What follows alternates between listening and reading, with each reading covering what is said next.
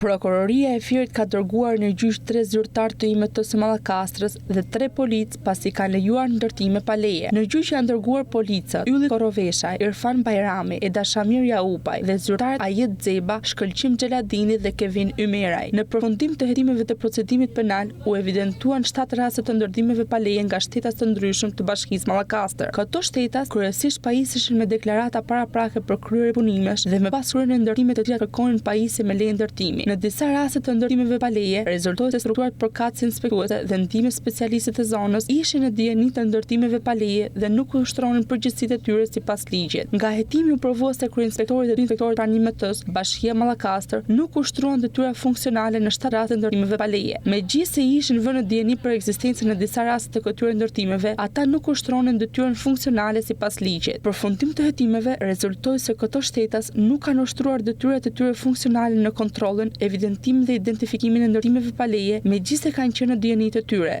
Dijenia e tyre rezultoi nga aktet shkresore të marra gjatë hetimit.